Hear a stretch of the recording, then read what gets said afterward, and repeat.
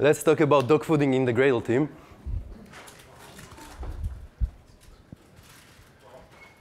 Come in. Okay, so I'm Szczepan, and there are not too many vowels in my name, but you can do it. Szczepan is not so difficult.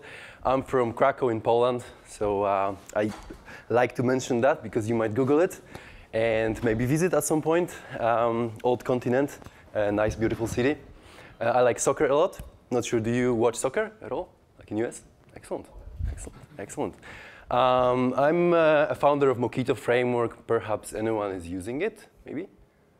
Anyone uses JMock? Good, very good. Well, are you using JMock? Because I'll remember you. Okay. All right. And I'm core developer at Gradle. So some nice features that you use might be written by those hands. Some nice bugs as well. No bugs. We don't do bugs. And Gradle, I need to ask you a little bit, what do you know about Gradle? Who does not use Gradle? Just came here because your manager told you to be here? No? One person, okay. Who just heard about Gradle, hasn't used it, but kind of played with it? Okay, a few people.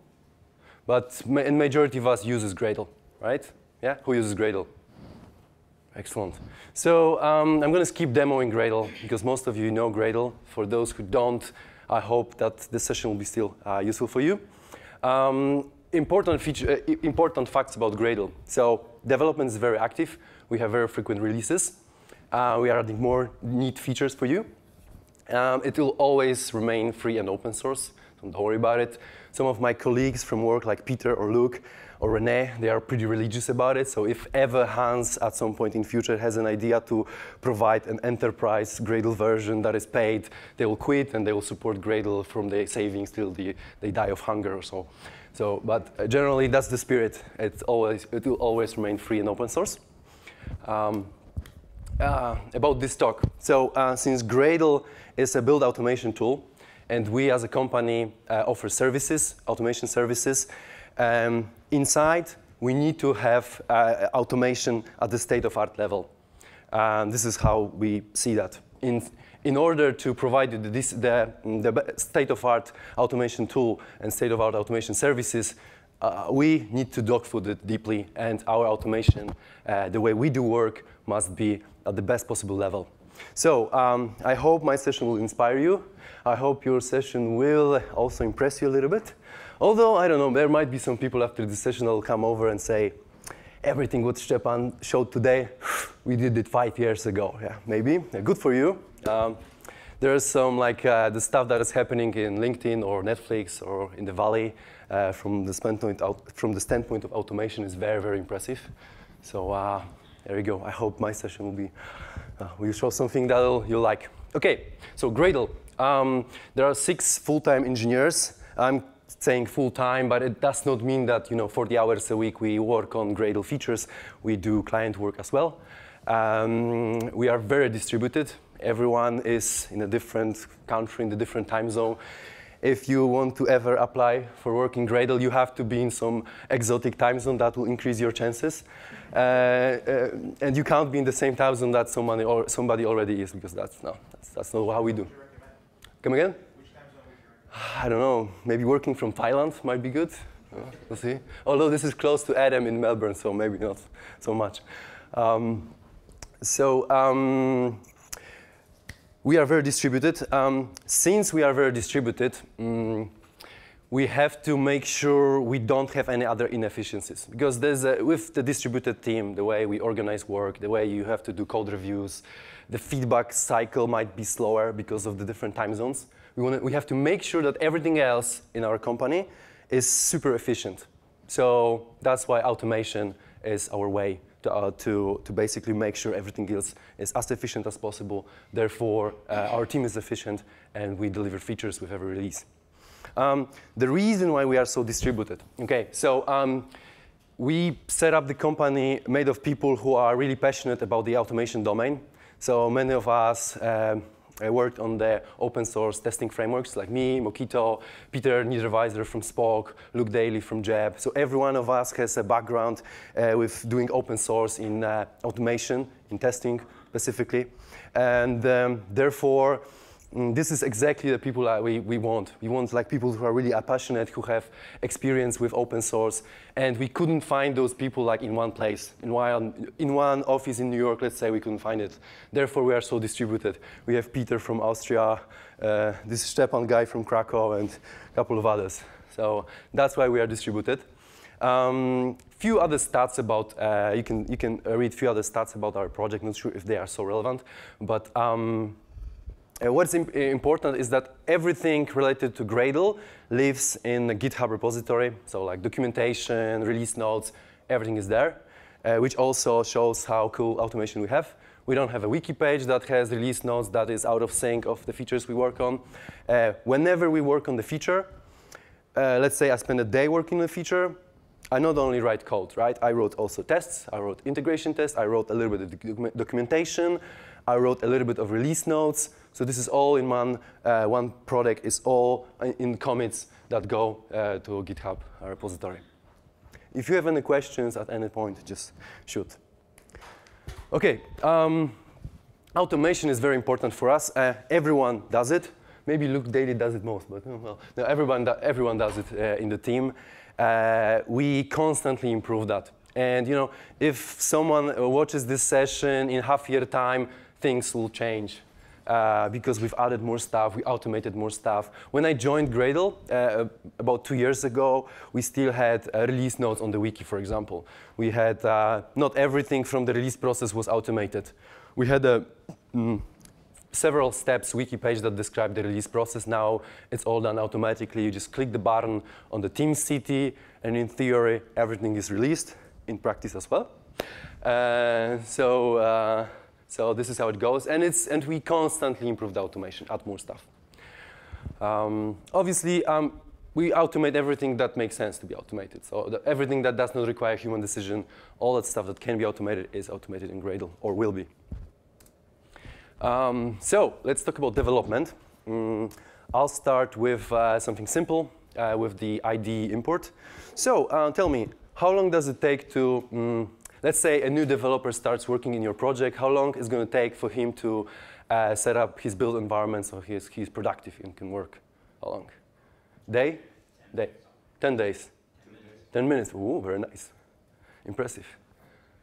A week? Half a year? Huh? Well, 10 minutes is an excellent. So that's exactly where we want to. I remember a couple of years ago, I worked like in a corporation, like a big one, and there was one team where the setup process for like, you look like a smart developer. It would take you 2 days to set up the environment, but some other developers who were not so, maybe not smart, not so passionate and knowledge hungry to to crank those problems. They couldn't set it up in, like they could spend weeks on that. Once it's getting complicated, the import process, right? You have a wiki page that has 50 pages long and describes the 115 steps how to set up the dev environment. It's just, it can't be like that. It's like if it has so many steps, I'm sure most of those steps are no longer up to date because someone is just following them. Things are not working. He's asking around. He's figuring out yourself. He moves on. He doesn't update the wiki, and it's just all rotten. And it's like it can't work. So what I was always pushing in those teams is that you should never add more stuff to this wiki that describes the setup process, never. Let's say you add new complexity to the system. You add new feature that requires some extra stuff to be configured. You should not add any manual steps to the setup process. You should automate that. You should make sure that anyone else that wants to work and needs this feature, he needs to be able to smoothly and automatically get his working environment up and running. And we have that at Gradle. Maybe at Gradle it's not so difficult because we don't have like external servers and all that stuff, databases. But nevertheless, if you want to get started with Gradle, you have to clone the repository. Then what you got to do is basically Gradle W idea, and it will generate the configuration for IntelliJ. You can also generate the metadata for Eclipse. and maybe it'll work for you in Eclipse. But generally, well, I mean, we use IntelliJ, and our setup is sort of geared towards IntelliJ. Usually, nobody works on Eclipse from the Gradle team, which means that I'm not sure if you generate the configuration for Eclipse, it will just work out of the box. Might be some tweaks might be needed. OK, so let's go back to the idea. It should ask me to reload project. OK, yeah. Let's reload the project, and there you go. It should be able, you should be able to compile and run tests. Some other interesting tweaks we do is that our IntelliJ configuration that gets generated has some tweaks. For example, some of the run configurations like Gradle quick check, regenerate idea metadata. We automatically generate those as well. And some other tweaks, for example, the license headers that you can configure in IntelliJ so that they are automatically added when you create a new source file. This is all generated as a part of idea metadata generation. And if we take a look briefly on that, Gradle, there's an idea Gradle. So as you can see, this is a build script that deals with the IntelliJ generation, metadata for IntelliJ generation. It has some interesting manual tweaks so that it is truly automated. So we don't have a situation where someone imports the Gradle to the IDE and needs to manually change something and update something and click through the IDE so that it finally works. OK. One other important thing. Go ahead. How long did it take you guys to write that? It's hard to say because it gradually grew. So it's hard to say. So if you are interested in that, I think it's going to be covered in one of the other talks, about the IDE talks. I think Peter Niederweiser gives that. So if you are interested in more, there are like various levels how you can configure the IDE setup. On the a top level, in theory, you should just write apply plugin idea, and everything works. However, your project might have some custom requirements, right? And then you add some more stuff. You configure it. And finally, we have hooks that allow you to tweak the XML that just before it's generated and printed out to disk, which means that you have ultimate control how the idea metadata looks, and you can do everything what you like. So that the setup is really, really exactly what you need. OK. Oh, and we use the wrapper. So anyone does not use a wrapper with Gradle? Because you have your own wrapper.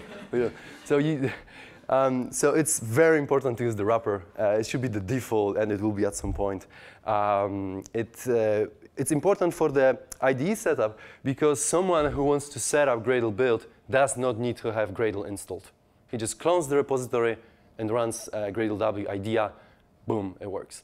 If you need to know more about the wrapper, I'm sure it's going to be mentioned on other talks. We can get back to that at the end if we have time. And there's also a good material on the web. And I think there's a webinar targeted to the wrapper to describe how it works and why it's cool. But generally, wrapper is another cool thing that improves the setup. Yep? Are there plans to tightly integrate with IntelliJ, for example, like how you wrote Maven projects, you just drag a form file?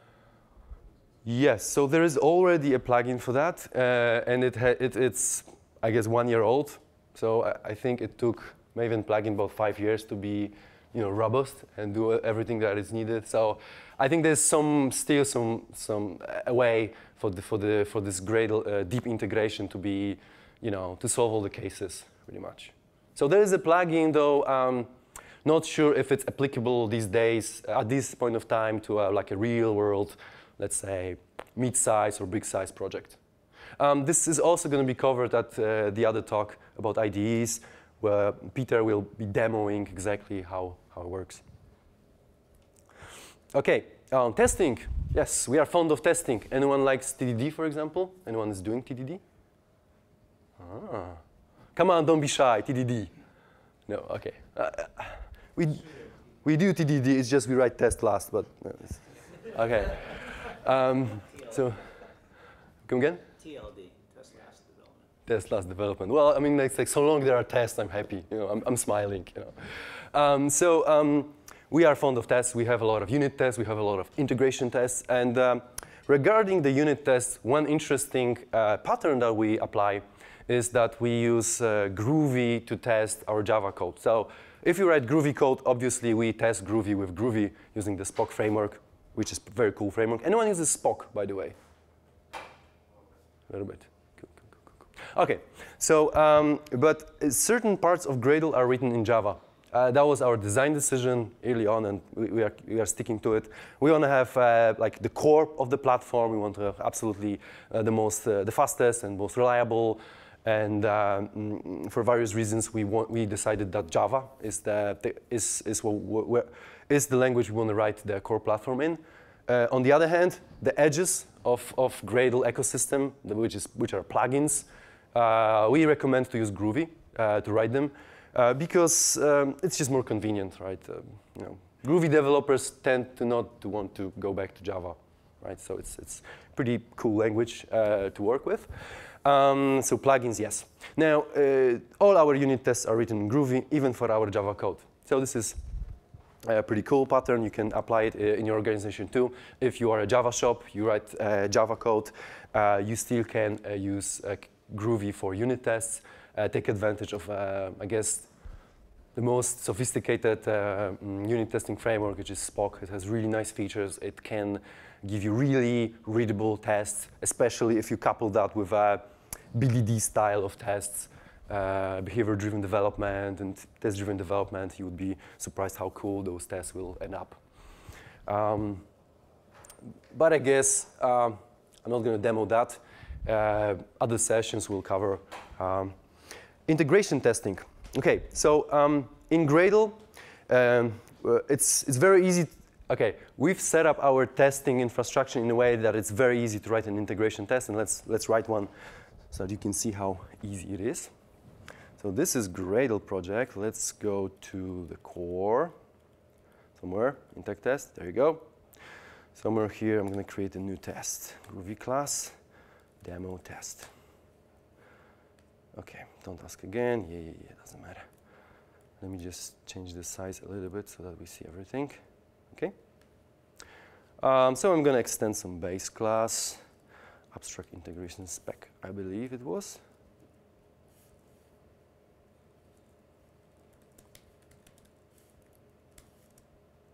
There you go. I thought it's gone. It was just, whoa. OK, now demo. Should say hello. Let's write a nice BDD style test. So we're going to have a build script given. Build. Let's say we're going to have a task.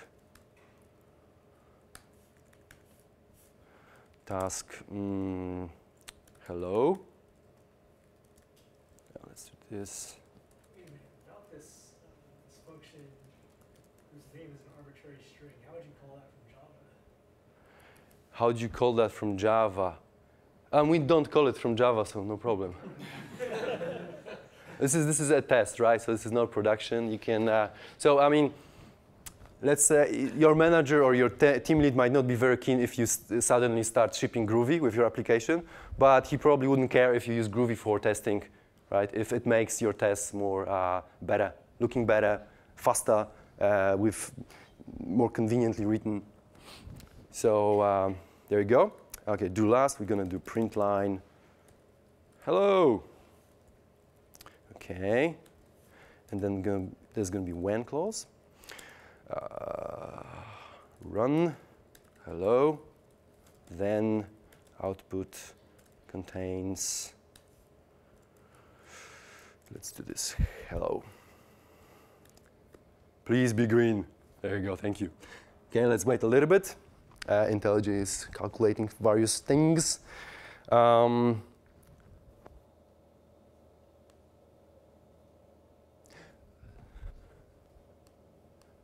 I'm hoping it's going to say hello. There you go.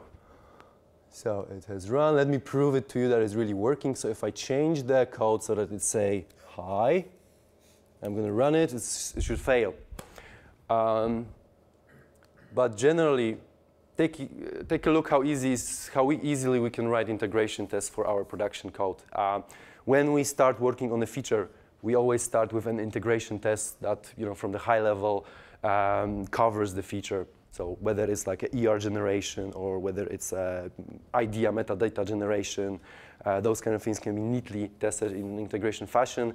If you don't know yet Spock framework, the labels that we use, given when then, this comes from Spock. So they are part of the testing toolkit. And you can see that it's pretty clean. The test is pretty clean. Obviously, the real-world tests are more complicated, have more fancy assertions and those kind of things. And we have invested a lot of effort to make it easy to write integration tests. So this is an example. A typical integration test in Gradle is that you have a build script, you run some tasks, and you are asserting on the outputs, whether checking whether the file exists or the contents of the output, various things. So definitely, this is something I recommend you in your projects. Invest in your testing infrastructure so that it's very easy to write tests, to write integration tests in your project. So if you're Sure. writing integration tests for your own project, would you recommend using this class? You already say, well, if you write integration tests in your plugin or whatever, Good question. then your Difficult question. Good question, difficult question. So am I understand correctly that you're asking if you are writing your own plugin, Gradle plugin, do you recommend to use this class? Yeah, This abstract integration spec? Well, this testing infrastructure is internal, so it's not really published. At some point in the future, we definitely want to provide all the plugin authors a way to write their integration tests very easily. This is one of the very important things for us that we want to deliver. It's just there are a bunch of very important things, and it's like we hadn't have a bandwidth for that yet, but this will come. That's definitely the goal. We want to offer everybody a very convenient way to write integration tests. Okay, sure. So about the given, when, and then statements, are those closure definitions? Okay, yeah, let me just go back to the test really quickly. Those are the labels, Java labels. Nobody uses them, but they are in the language. So, and as Peter, the author of Spock, has smartly, he found the smart usages for them as something that makes your tests look more readable. It's very important to stick to this given when then pattern, because if you write tests in this method, right, with keeping an eye on the fact that there are three parts of a test. There's a setup, there's execution, and there are assertions. Your tests will be better. Just it. I mean, if you don't use those like labels and comments, usually what I find is that it's very easy to write really complicated and long tests. And if you are focusing on this behavior-driven development style, given when then, and you focus to name your tests nicely, so that the name of the tests describe the intention and the behavior, your tests just tend to be better. That's the reality. So definitely, if you use JUnits, do the same. Just don't do labels. Just write even comments like that. Given when then, even comments like that in your JUnits will make your tests better, and you will never gonna go back again. It's like after like few months of writing JUnit tests with those comments, you wouldn't want to not use them anymore, and you'll tell everyone in your team to do so. Because it makes it so nicer to read and simple thing that can make tests better. Okay, but let's get back. Whoops. Hey, IntelliJ, be nice, be friendly. There's a session going on. Okay. So we have integration test. But that's not, let's actually run this test from the command line. So I'm gonna go back and say hello here. Or maybe change it to hi here. I'm going to run this test, core integ test. So I'm running integration test for core. And I'm going to say that this is the only test we want to run. Single. It's a demo test, is it? OK. So it will run this single test. But what I want to say now is that every of our integration tests, and we have thousands of them, can be run in different modes, and hence it allows us to achieve various kinds of coverage, quite interesting coverage. So we have we have embedded tests. So we can run all our integration tests in an embedded way. This is a default way, and when I run the test from the IntelliJ and from the command line now, it's running in embedded mode. What does it mean, embedded? So embedded means that in the single process, all the integration tests will be executed. And it is completely different to the regular way of using Gradle. So traditionally, if you use Gradle, you invoke Gradle build. JVM process is kicked off. And when the build finishes, this JVM process exits, right? So you fork the JVM process, and it exits after the end of the build. However, if you have thousands of integration tests, this is inefficient, because for every single integration test, you'll be forking a JVM process and killing it at the end. And for the development, local development, we want to be as efficient as possible. Hence, we developed an embedded mode of running our tests. And that's the default mode. However, we still want to be able to run our integration test in the forking mode, in the mode that is more, let's say, more close to the reality how Gradle is used, right? So if I go back here, so it has been executed. I'm not going to show you the HTML results. You can trust me that this test was executed and is happy. However, I can do this, forking. I can run this test in a forking mode, which does not make much difference now because we are running just single build. But if you run 5,000 integration tests, and each integration test can run the build multiple times, so it may be dozens of thousands of executed builds. You don't want to run forking in the forking mode when you are doing a usual development. However, our CI boxes that are very strong and do not slow development down because it's executed somewhere there in the cloud, they can run the forking mode. So you can see that we have integration tests, and every integration test is an asset for us because it provides us coverage. But then we also apply various modes of execution to those integration tests, and then we can either streamline the development. We can basically make the developer life better because he has faster environment. He can run tests faster.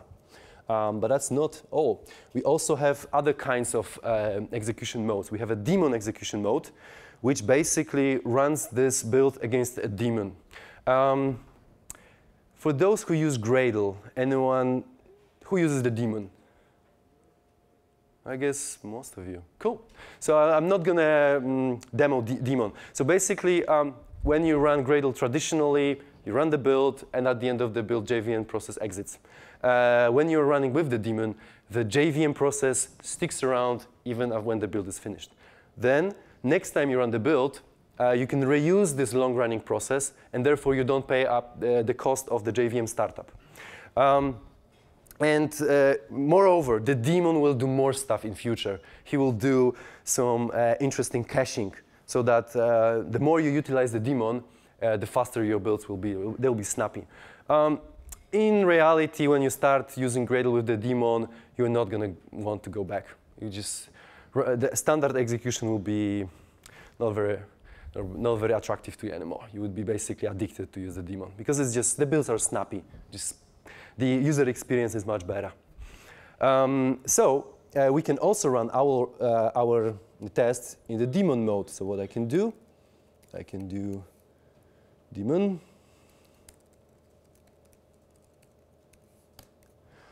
And those various execution modes, thanks to the fact that Gradle is a very flexible tool, and how we can configure the test task, we can configure various things. It's possible for us to develop those different execution modes. So it's not only the fixture groovy code that here we have written, but also Gradle capabilities, so that we can have naming conventions for our tasks, so that if you prefix the task with a execution mode, it's executed. So we are taking advantage of those interesting Gradle features, so that we have various execution modes for our integration tests. Another interesting is parallel execution. So parallel is an incubating feature, and basically it makes Gradle execute your build in multiple threads within the same process. This means that we are taking advantage of the multi-core machines, and even my phone has 4 cores these days, so it's important that we take advantage of the multi-core CPUs. Parallel builds tend to be very fast for certain projects. I'll go more deeper into parallel builds in my other talk related to very large projects. Probably Jens at his LinkedIn session later today will also cover that. So parallel builds, do try it out. Faster builds. Faster build is always good. Some people say it's better than the slow build. Yeah? So what policies do you have on the team? I know it's not very sexy to try and debug a failing integration test. Mm-hmm. How do you guys handle it? You mean debug in terms of like you hooking up the debugger and step through from the ID? Like who does the work when we find out that the CI server is broken? So we apply the principles of continuous integration. So basically, when you check in code, you should look at the builds and basically verify that they are green. Yeah. So you don't do the Friday evening check-in. Yeah, I've just changed this one line of code. It has to work. Come on, friends are calling, beer is waiting in the pub. Let's push that in, and go home. And then the build is broken until, let's say, Wednesday because he took vacations, let's say, Monday and Tuesday. So no, that's not how we do. No pushes allowed after 5 p.m. on Friday. But generally, you have to look after the builds after you push. The trouble here is that, I'm going to show later, that our coverage is pretty deep. So we run the builds on the matrix of the Java kind and the operation system and the Java version. So basically, to run the entire process, every single kind of a combination of JVM and operation system, it will take probably a day. So, but we have divided the CI into the things that cannot break. If they break, you have to stop and fix it, right? And then the things that you can fix the next day. So that's how we do it. I mean, life goes on. Sometimes someone forgets to look at the builds, but it's like we are a small team. So it's not like when you have 100 developers. The build broken for hour kind of slows the entire team down a little bit. If you have there are 6 developers. Actually 7 people that commit code regularly, but half of them are at the client, so they don't, and we are in different time zones also. So it's not such a big deal if we have a build broken. I'm always, during this session, I'm always showing our build infrastructure is never green. Something is broken, and we can laugh at Luke or Peter who broke it. So it's like, we'll see. Yeah. Okay. So parallel test, we can run in the parallel mode, which means that every single integration test runs with Gradle with this parallel feature enabled. And as you can imagine, this is a very cool stress test for the parallel feature. Obviously, we have a integration tests that specifically test the parallel execution, right? Various edge cases. We have an integration test that specifically tests the daemon behavior, various things about the daemon. But we also allow every single test, every single integration test run with the daemon, and every single integration test run with parallel. And that's just excellent stress test for the daemon, for parallel feature, because things are popping out. I'm really inspired by some of the stuff that we caught thanks to the fact that we have those various execution modes. It's like, you think that you have all coverage, that you have written a specific test for the things that you've added, and then you run this feature against every single build, and then you're going to find those little things that you overlooked. So, so this is our approach to integration testing. Questions, maybe? OK. More on integration testing. So in various places in Gradle, we have to deal with the multiple versions of things. For example, we integrate with JUnit to run your JUnit tests, right? But we want to make sure that Gradle works with different versions of JUnit. We want to make sure that Gradle works with different versions of Groovy. Moreover, we want to make sure that Gradle runs well with different versions of Gradle in some occasions. I'll look into that later. But generally, we invested in our fixture, in our testing capabilities, so that it's easy to write tests that run against a set of Gradle versions that basically run against a set of, let's say, Scala versions, those kind of things. Let me find some of those tests and demo them. So that will be something that finishes with a cross version. Maybe that one. So as you can see, we have some interesting annotations. So the target versions are all higher than 1.0 milestone 6. We have some of the versions that are ignored for some reason, for good reason, I'm sure. Not because it fails, so let's ignore it. No, that's not how we do. And then when you run this test, actually it runs against 1.6 now. So because right now we are at the 1.7 cycle, so this test runs against 1.6.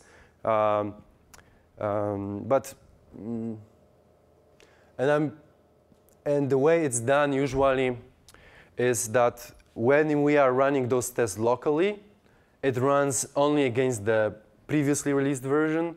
But when this test runs on the CI box, it runs against all of those versions. So this target versions 1.0 milestone 6 means that this test has run against lower versions as well. And I don't remember right now what I need to change so that it'll run against all of those versions, but I would love to show that.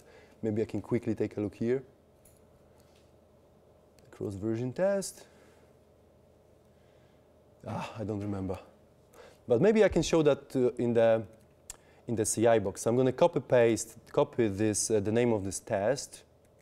I'm going to go to our build box. Yes, it's red, so people are working indeed. Okay, let's take a look at the last passing Linux build. I'm going to discuss various things about our CI setup soon. And I want to search for this test. No, it's running against 1.6, but if I go to all projects and full coverage, we have something like cross-version tests. And I'm pretty sure that the cross-version tests run against all those permutations of versions instead of running just against the latest. Tests. Yes, there you go, I found it. So this is this cache reuse blah, blah, blah test. And you can see that it runs against 1.3, 1.2, and various other kinds of versions. So this is what we do. We have invested in our fixture code so it's easy to write tests against various kinds of versions. And moreover, we have some smartness also added so that whenever you run your local build, it's not going to run against all those versions because it's going to be very slow. So our CI box can be slow. It can run against all those versions. When we run locally, not so much. Another interesting is the tooling API. So the tooling API is a standard way to embed Gradle.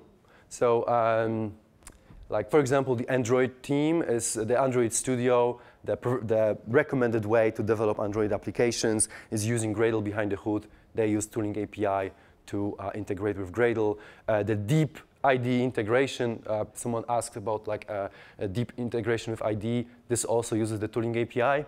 And the tooling API has a very interesting feature because it's backwards and forward compatible.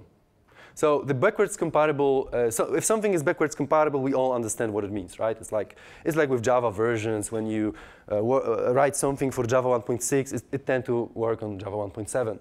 However, the backwards and forward compatibility is more complicated. It's something that is more related to maybe protocols, when you have something that is on the provider side, something on the consumer side, and then you can have basically a mixture of versions. So, and basically with the backwards and forward compatibility, we want to make sure that it works gracefully for all combinations of versions, right? This means that, for example, if the provider receives a request from the client and it can't understand this request because it's coming from the newer API, it still can provide some partial results, or it still can say, I don't know, or, but it surely shouldn't just break and throw exception that I don't understand this version, what's going on. So tooling API needs to have this capability of like backwards and forwards compatibility. Let me demonstrate a little bit of that. So we should have an interesting test for the tooling API. Tooling API cross-version tests, I think. Yes. So maybe Eclipse model. Actually, let me just search for an interesting test. So we have divided into packages that more or less reflect when the feature was developed. Let's take a look in something that was developed in release 1.5. So we have an exemplary test combining command line arguments cross-version spec. As you can see, there are some interesting annotations. So in the tooling API, you have a customer, you have a consumer and a provider. So both of those versions are relevant. So what's the minimal version of the consumer, and what's the minimal version of the provider that this feature is available for? And this is running against all those combinations. Actually, again, this is geared for, tweaked for efficiency. So when you run it locally, it's not going to execute on all permutations of those versions because that would be too long. It's going to only execute against the latest version. And you can actually see that it's showing that it's from current consumer, current provider, from current consumer, current meaning whatever is in the code base, whatever we are working on, to Gradle 1.6, which is the latest release, and from the consumer 1.6 to the current code. And if we want to run, this is one thing I remember. I think it was all permutation. Yes, include all permutations. Yes, I remember indeed.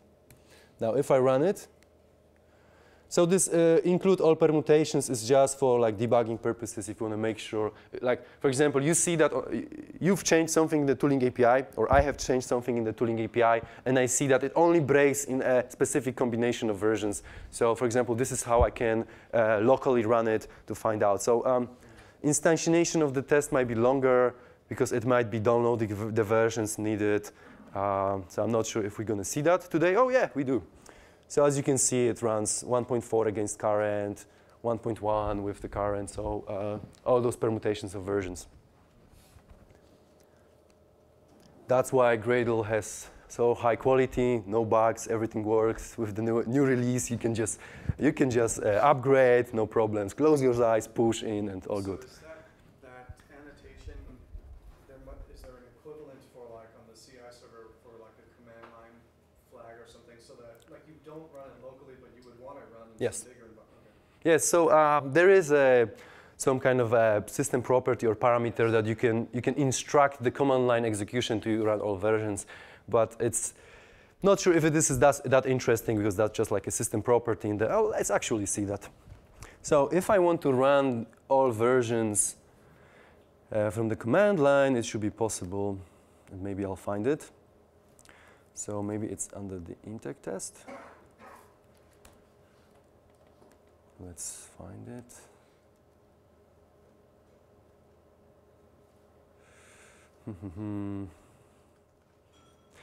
I'm not sure. I would have to like look it up. But we can try after the session. But generally, yes, you can instruct it. Command line is execution to run against all versions. So let's not run every time with all versions. Any questions about integration testing? Nope. Okay, cool. So other kinds of testing we do. Cross-platform. So if you look at our builds, basically our builds are available to everyone. So it's not, you can log in as a guest user and take a look and send me an email. Szczepan, you broke the build. Okay. Let's actually see those various coverage builds. So some examples. We have Java 1.5. We have cross-version tests against Java 1.5. We have a lovely IBM JVM that we also test against.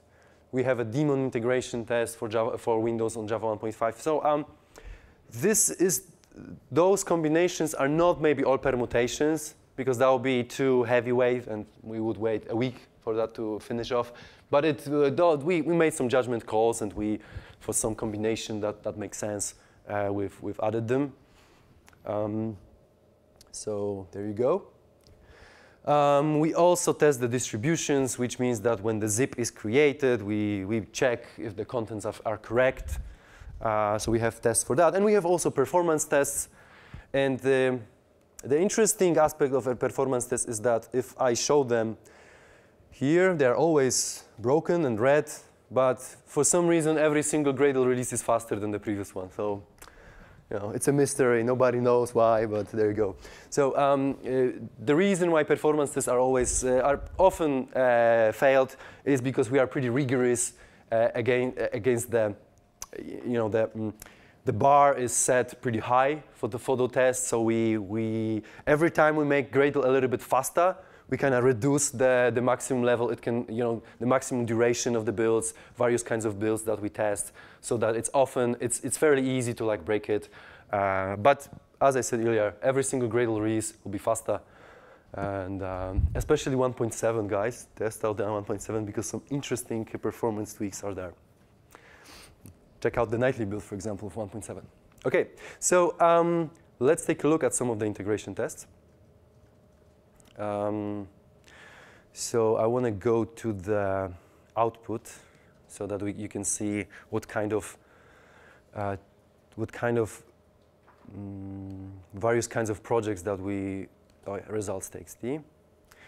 Maybe it's not visible very well, but we have, let's call them benchmark projects. We have a project that has thousands of dependencies and very deep dependency graph. We have a very big multi-project build. We have a very small multi-project build. We have a test that has lots of unit tests. We have a project that has tests that have a lot of unit tests that output a lot of debug statements, etc. So we have various kinds of projects, and basically we measure the heap consumption, we measure the duration of the build, and basically we track it in time, and we know that, for example, we are faster than Gradle 1.3, but we are slower than, let's say, Gradle 1.6. Therefore, you may need to do something and fix something. Okay. So, for example, speed results for test project manager project with task help. Awesome, we are faster than Gradle 1.6. Excellent. By 75%. Pretty nice. Well, no, actually, it's probably 25. Yeah, because it's opposite, but doesn't matter. Okay, so that was the performance test. We don't use any specific framework for performance testing. It reuses our existing test fixture for integration tests. We've added a little bit code to measure the heap and duration. Any questions for those integration tests? I guess not, so let's move on. Oh yes, testable documentation. That surely will impress you, I hope so. So all the documentation that we have, and we have samples that live in the zip file, and we have our Java doc and DSL reference contains code samples. Let's take a look. Gradle DSL guide. Let's see some samples. There you go. For example, copy task is an interesting one. You can see there's a copy task. You have a bunch of examples here, and various others parts of our DSL. You can find examples in the Java doc. This comes directly from the Java doc. So if we browse this class in the Java doc, you should see the example here as well. So we just add some styling on top of the Java doc so that it's nicely visible. But generally, we tend to add a lot of samples and code snippets so that it's easy for you to learn Gradle. This is all testable, which means that if I make a typo somewhere here, it will be detected by the build. And let's actually test if it's true. So there's something like core. How to test it? No, it's samples. Auto-tested samples for core. There you go. I'm not going to run it for all the samples because it's going to be slow. So I'm going to only run it for the copy task. So let's run it. It should be pretty fast. So basically, we are collecting all the snippets from our Java docs, and then we are executing builds against that to make sure this is all good. So those are the code snippets. If you download the Gradle distribution, the zip, the fat zip, you also have a lot of samples there. So if you want to learn Gradle, take a look at the samples that we ship with Gradle. Those samples that we ship with Gradle, they are also automatically tested. So it worked. Now let's take a look. Let's go to the copy task, and let's break it. Let's make a typo. Okay. Then let's run the test again, and I think it's going to break. And in the meantime, I can show you how we do with the samples. Yes, there is a failure. Let's take a look if the failure actually describes the problem. Could not find property CPY, and we should see some, yeah, and it says which, it should say somewhere what's the class that we were, oh, okay, it prints the sample that he finds and in which file, yeah, copied Java. So we have all information, well, we have all information we should need for debugging this problem. This is how we ensure that our documentation is of high quality, but that's not all. I mentioned the samples that we have. So do I have a zipped distribution of Gradle? Okay, I have Gradle 1.0 all zip. Let's take a look. It's 1.0, but it doesn't matter. I want to just show you that there's a samples directory there. So in Gradle, we have samples, and there are a lot of samples. Those are always shipped with zip. Please use them. Please try it on, play with them, so that you can learn Gradle and figure out some things on your own. And how we test those samples. So let's find an integration test that uses it. I think there's a sample annotation that we can use in the integration test. Yes, there is. Let's find the usages. For example, core impl. Okay. So there's a resolution strategy samples integration test. So we created our own rule. It's called sample, and basically we can use the sample that we ship Gradle with, and then we can add some integration tests that runs within that sample. Therefore, we can add some assertions and make sure that this is all working nicely. So samples are tested. Moreover, we also test Java samples. So tooling API has a Java interface, Java API. Gradle. And the entry point for the tooling API is Gradle connector. It has a sample in the Java doc.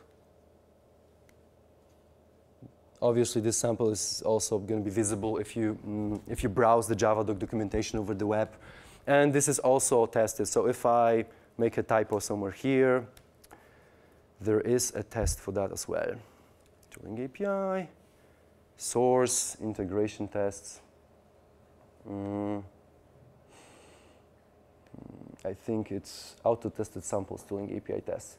So this one is kind of tricky because we have to, it can only work with the Java 1.6 because Java 1.6 introduced a decent API for compiling Java code.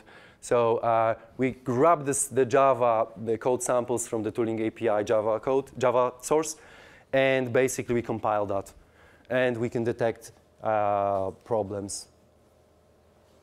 Cannot find method symbol connect. That's right, because such symbol does not exist. Now it should work.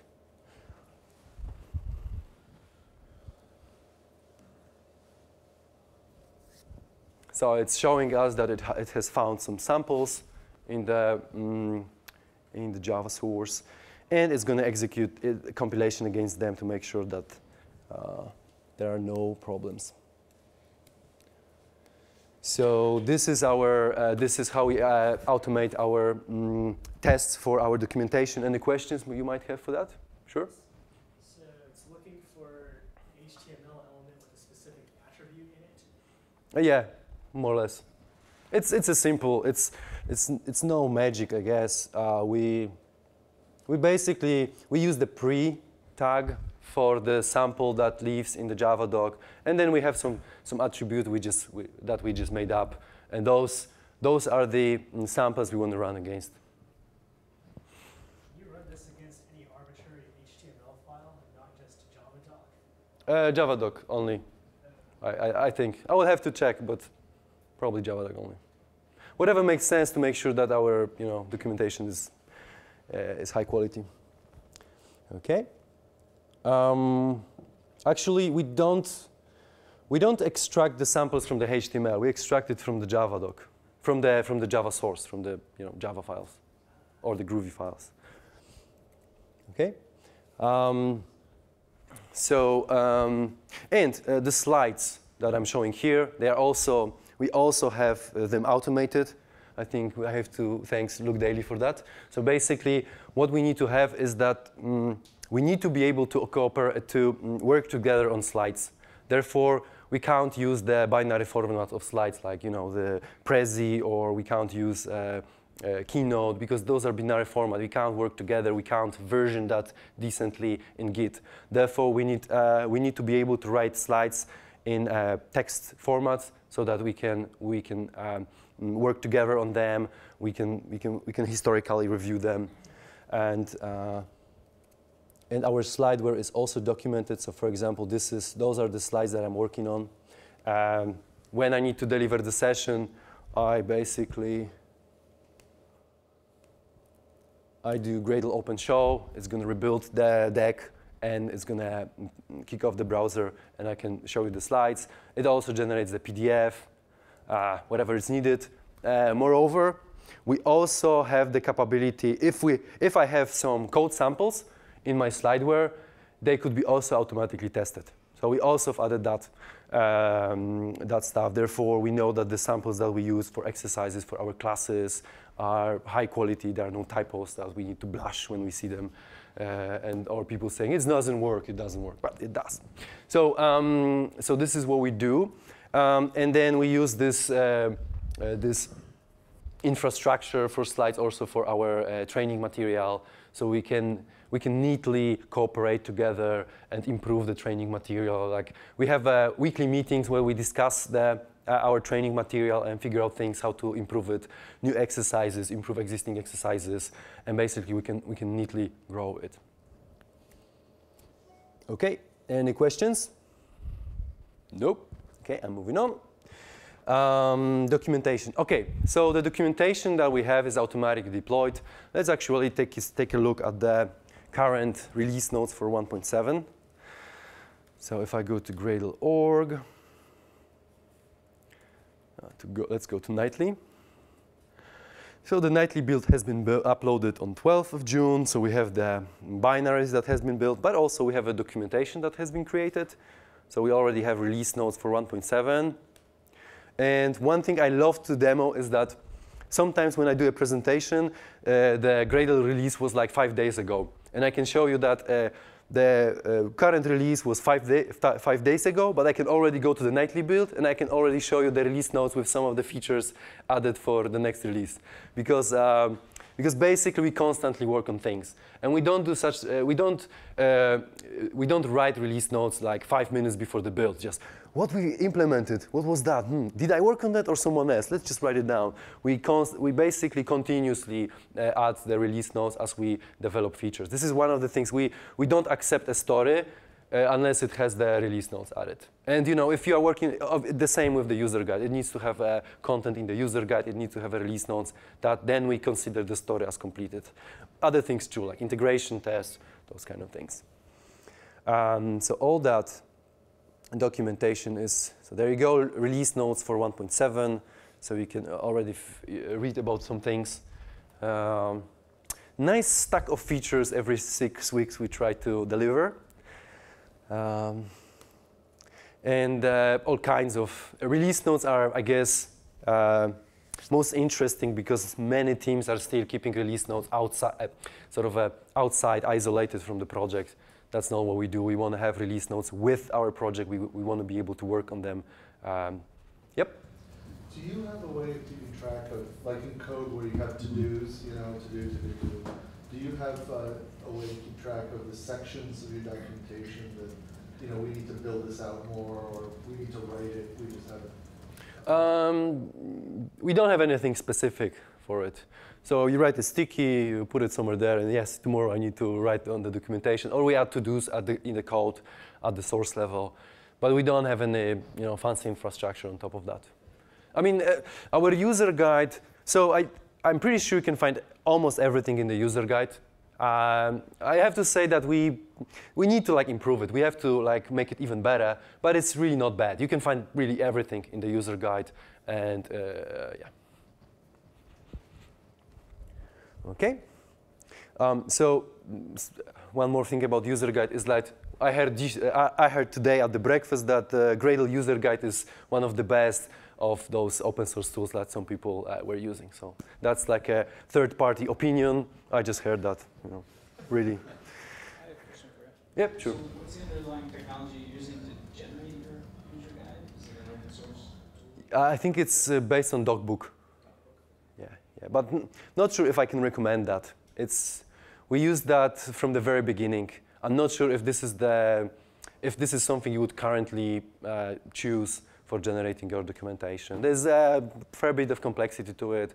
We've added some stuff on top of that to enable various things and links from the user guide to the DSL reference. So we've also added some stuff on top of the tool that we use, to make all those happen. Okay, so the code quality. We also run the quality checks against our CI boxes are running the checks, the check style, code narc, various things. It's from more interesting aspects of that, we make sure that the API is properly documented. So if you don't have a documentation on the public method, on the public type, the build will break. If you don't have a license header that is correct, the build will break. And a few other things we check. And I sincerely recommend using the static code analysis. So, okay, who is doing a rigorous static code analysis and check style on the code base so that the build breaks if it's, who is doing that? 5 people. 5 people.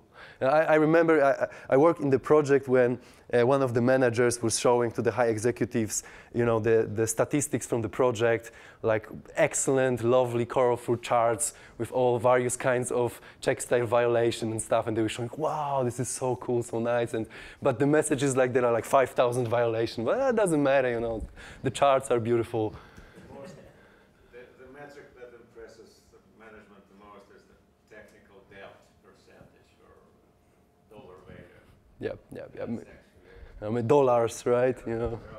Wasted dollars per line of code and stuff like that. Yeah. So I really recommend to check out our code quality plugin and run the check style and those things against your code. I mean, you might find it sometimes annoying if you can't commit because you have a space somewhere in the code that is disallowed because checkstyle makes sure that the format of the code has to be consistent. Or you might be annoyed by the fact that you can't commit because you have an unused import. And I agree, this is annoying, but it is so beautiful when we do code reviews that we don't have to focus on the format at all. We just basically focus on the essence, on the problems we find in the code. Whereas in the teams that I work with, where you don't have a consistent format, it's you always have code reviews where you have you're missing the bracket here. Things that the tools should be doing for us rather than humans focusing on. And with other small problems that the check style and find bugs, those tools are detecting. It's very cool. I really recommend everyone to use it, even though it's going to be sometimes annoying. I hate it when I miss the import. Damn, I need to do something again and commit. Your question? So you actually have your builds fail with check style? Yes. Okay. And do you see the charts or statistics in Team City? You mean the statistics from the check style? Yeah. But we don't allow any violation, so there's no statistic. That's what you should not show, to everyone, how fancy we have. There should be no violation. That's it. And builds. And you said there's a plugin for that? There's a set of plugin for that in Gradle. So there's in the user guide, there's a code quality section. We list out all the plugins that we have. Yeah, the reason I ask is we probably have a lot of projects where the check style would not be perfect, Mm-hmm. but you'd like to see improvement over time. So I guess my recommendation would be to just, just apply this rule that you failed the build and just have someone spend a day to fix all the code, and basically from that moment, nobody. Yeah?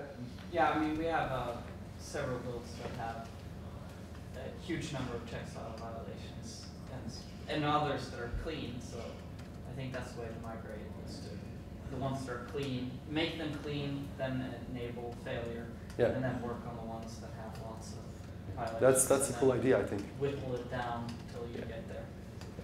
We did a similar thing. Like it's tough to do 3 years into a project. Oh, yeah. Start doing it. So, like so you couldn't enable something like that because no work would happen for another 6 months. Because that's what people would be doing is fixing these things. So we just merges from that point forward just weren't allowed unless they were clean.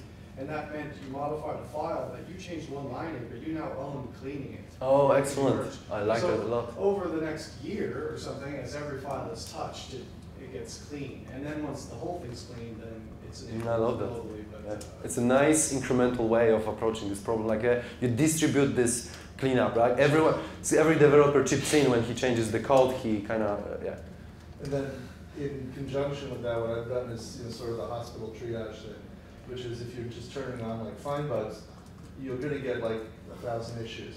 But you can segregate those into Heisenberg uncertainty bugs, known crashers, and nice to haves, and start tweaking it up. Yep. So we'll fail to build this week or this month on these kind of failures. Next month, and so we'll fix them. Next month, maybe we'll up it. And we'll I like that. And then at some point, hopefully, shortly in future, what you have is basically no violation. It always fail to build, and it's like it's getting. People will get used to that. They'll hate you at the beginning. I can't commit. What have you done to my build? So I have just if statement here. Well, I should be able to write if statements, right, in the code. So I mean, it's it's controversial a little bit, but definitely I recommend it. Oh, and I wanted to show that in the commit builds, we have Gradle master, commit builds, we have sanity check. So it's pretty fast. It takes about 3 minutes. And sanity check is like the first thing that gets executed when you make a change. Actually, the first thing it basically does all the static analysis, because that's the fastest thing you can do. And if you break it, the build breaks. Okay. All right. So build pipeline, So we do that. Our build pipeline, it's based on, we call them gates. We have a couple of quality gates, and basically the change travels through the pipeline, and then is more and more rigorous validation and verification is applied to that change. So at the beginning, we have a commit builds where basic check on Java, run all tests on Java, run all tests on Linux, do the check style analysis, all those static code analysis, build distributions. That's the entry point to the build pipeline. It has to pass, and then the change travels through other more interesting coverage builds that are testing, let's say, cross-version tests, various combinations of versions, executed against the daemon, all tests executed in the parallel build enabled, so all those things. And at the end, we have a binary that has been that passed all those phases, and this is something we can promote and we can release. We implemented the build pipeline using TeamCity, but obviously this can be implemented in any CI tool, Jenkins, Hudson, whatever you use. Anyone uses Bamboo? Jenkins probably, right? Jenkins. Most of people Jenkins. Okay. So if I go to QA checkpoints, so I guess those stages describe our pipeline. So stage 1, 2, 3. They are a little bit broken now because this is how Team City shows that problem. This failed to start means that some of the earlier build in the pipeline has failed, and then the next builds are not started. And this is the message from the Team City. I don't know, it's not looking very nice, but just don't worry. It means that if a single build somewhere early in the pipeline fails, a lot of builds have this message in Team City. In Team City, there are like two ways of like piping together builds. One way is that the builds are hooked up to the single change. So let's say revision ID travels through the pipeline, and various builds are basically executed against the same revision ID. But that's not it. Also, Team City allows us to reuse the binaries. So the binaries built earlier in the stage that got past the first quality gates, we can reuse those binaries, and we don't have to rebuild them in the later phases. Yeah, and we have identical pipeline on the release branch. So about a week or two before the planned release date, we cut the branch. So basically, all the current development happens on master, and all the fixes, tweaks, and documentation tweaks for the final release are done on the release branch. And then the release branch passes exactly the same build pipeline. So you can see that also in the Team City. You see we have a Gradle master, and then we have Gradle release. That's how we implemented it, and that works for us. Obviously, there are various ways you can have your pipelines and structure your master release branching. Any questions about this build pipeline, maybe? Yep. Do you do anything? I see coverage there, but do you do anything around code coverage? Not really. We do TDD. We have 100% coverage. No, I mean, good point. We don't. I guess the coverage plugin is something new in Gradle, has been just added, because the Cobertura plugin or various other Gradle plugins that deals with coverage, they were not a part of the core distribution, which is, I think, it's a shame. It should be from day one, I guess. But if you wanted to use it, you had to use a third-party plugin. But now we have a coverage tool that is a part of the core platform that gets released. And it's based on Jakuku coverage tool, which is pretty cool, still maintained, unlike Cobertura, for example. So, yeah. We should add it. Yeah, good point. Cobertura just released. Oh, that's released? Like a week or two ago. It's live. Okay, cool. Cool. That's what I'm using at my company. So. Okay, cool. They just got a guy on board. That's what it's now Java 7 compatible. All right. Sounds good. Yeah. It's been, I've been using Cobertura since I remember, basically, since I coded. So it's, good point. Yeah, it will be useful. Though I have to tell you that it's going to be close to 100%. It's like, it's not only that we do test-driven development and write a lot of tests, but also we are going through the phase, we use a code review tool. We use Crucible at the moment to review all the changes. And basically, every commit that I do is reviewed by someone in the team. And basically, he'll point out if I don't write tests. So I'd rather not check in without a test. So,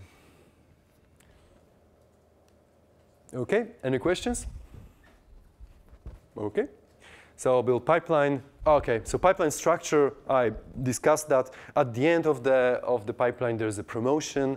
So to do that, so for example, if I want to promote a new nightly build, I think what I need to do is I need to go to the master QA checkpoints.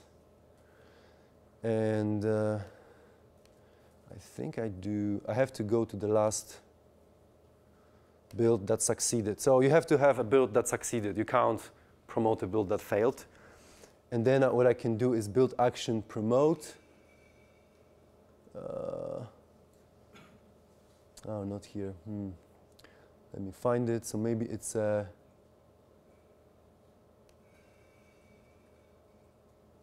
commit build. I don't remember which one, to be honest. But maybe it's the passing Linux build that I can promote. Oh yeah. So I can promote it on the, well, never mind. Basically, what we can do is we select a passing build from the specific point in the QI cycle, and we can promote it so that it gets released. And promotion, what's going to happen during the promotion is that documentation will be published on the web, release notes, all those things. And the same applies to the full release. So we can actually do the full release from TeamCity just by clicking a button, and just it'll do the full release, which means that the Gradle.org pages will change. And I would love to have, during one presentation, be able to do that, you know, the real life release of a version during the presentation. So yeah, so those things changes is you're gonna see download Gradle 1.7. So links are changed on the web pages and all those things. Okay, so that's the build pipeline. Reusing binaries. Oh, sure. How to actually instrument the platform tests pipeline? Like I saw Windows test, Linux test, maybe some others. Yep. What machines are the targets of those tests? Not sure I understand the question. What machines are running those tests on Windows and on Linux? Yeah, like how you instrument the environment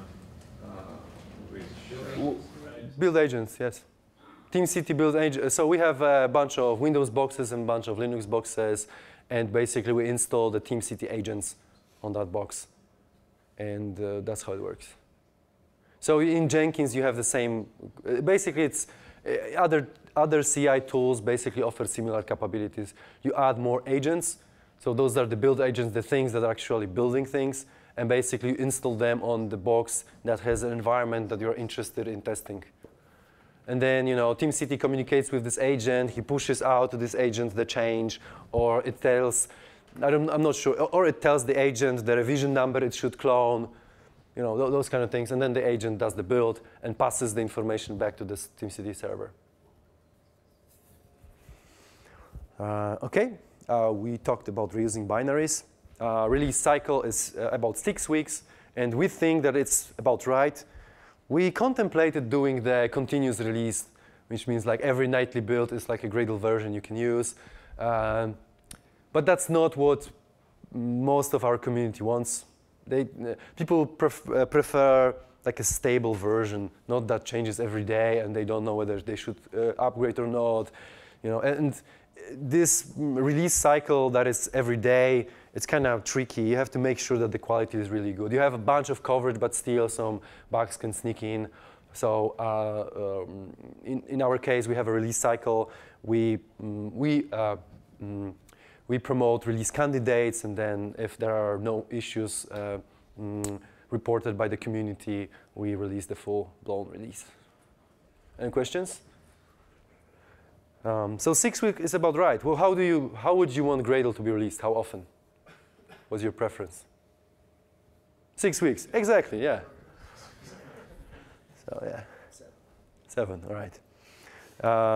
Okay, so there's a separate build for promotion. So we needed to code a little bit to enable promotion, and then we hooked that up to the TeamCity so that promotion is possible. And as I said earlier, one click at the CI server, boom, and the release is out.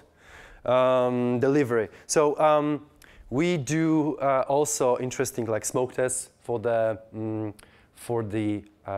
web pages after the release. So for example, we check if all the links are all right on the web pages after we release. So and other interesting automation stuff we do, like a decoration of the dogs with some Google Docs analytics, so that we can see which features users are clicking in the user guide and are interested in learning about. So we get that intel, and yeah, and there is a little bit of manual process during the release. For example, Maybe we have already improved that, for example, like sending a tweet at the end that we have a released version that might not be automated. So, I mean, it will be at some point, I guess, but everything that was possible and made sense and costs time and doesn't require a human decision, we have automated so that our release is really fast. Okay, some aspects of our web pages like Gradle.org. So Gradle.org is also neatly automated. So like non-technical staff can update the pages of Gradle.org. We have tests that check the links are working and smoke testing our web pages. So this is all nicely implemented. The defect tracking and planning. So forums. Anyone uses forums? Yeah, people use forums. Excellent. So the forums is an entry point for like problems that you have. We have hooked up forums with Jira and with the Pivotal that we use for team planning. Actually, recently we moved to Trello. So I don't think we now have a plugin that connects Trello with like issues and forums, but we are looking into that. So basically, we've also added various plugins here and there so that to streamline our organization and planning processes so that we can, so the tools that we use for planning and for tracking, they're all integrated. And for example, we can, if I go to forums, and I want to see all the price only. No questions, no problems. So let's say recent activity. So there's some problem, and what I can do, oops. I can, for example, oh, I need to sign in, sorry. If I sign in,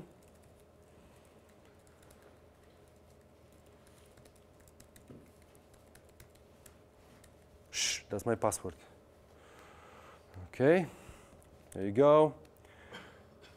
There you go. What I can do is I can export to Jira, for example. So from our forums, we can export to Jira, then those issues are linked. And there's also a little bit of lifecycle event that gets synchronized between Jira and forums.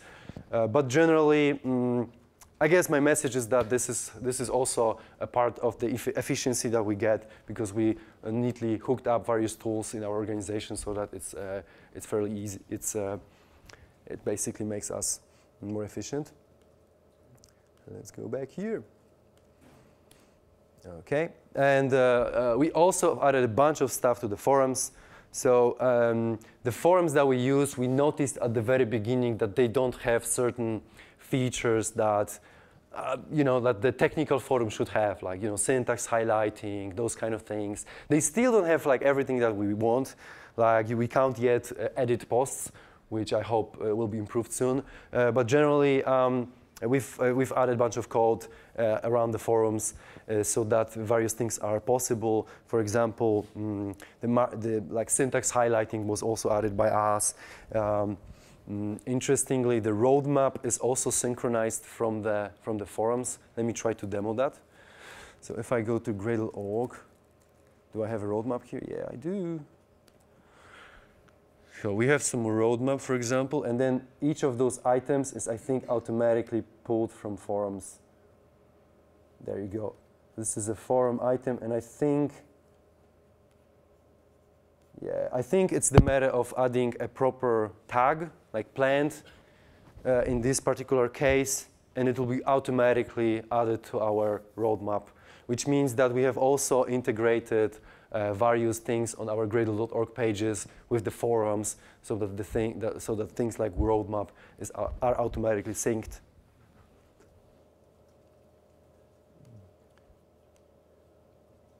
Okay. Also, like in the forum ticket, if I create one, it's let's say I want to link to a Jira ticket. It's enough to write Gradle, let's say, and it will automatically become a link to Gradle Jira system. So, and various things like that. And similar for the classes. So I don't remember right now if I need to do a specific prefix, but if you paste a class, that has a Java doc, it will automatically link to our Java doc or the DSL reference, so that it's nicely clickable from the forums. Whoa, that's early. Any questions you might have for the automation? Are you impressed with some of the things we do? Yeah, go ahead. Like Forums is your custom software? No. Forums is get satisfaction.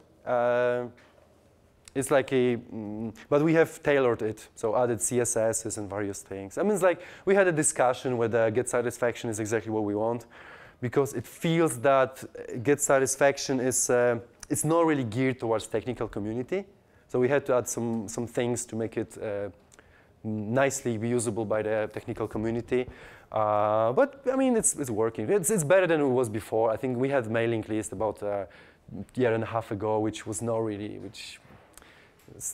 nice. Obviously, when we moved to forums, there were some haters. You know, oh, why are you moving to forums? I love mailing lists. I want to just receive emails all the time. It's so beautiful. But we need a better tooling for managing those kind of problems and stuff. And we will definitely more improve our integration with forums. We'll see what's, maybe we'll at some point change the tools to something better. We'll see. We contemplated using Stack Overflow at some point in past. But for various reasons, we prefer to have like a full control over the content. So, but it's like Stack, you know, people are also asking on Stack Overflow. So Peter Niederweiser is collecting the karma. He's the Uber Gradle god, you know, with all those maximum ranks at Gradle.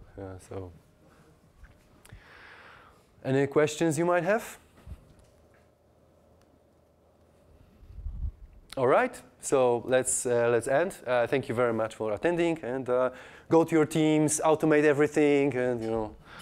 So I don't need that session because everyone is doing that. So you know. Okay. Thank you very much.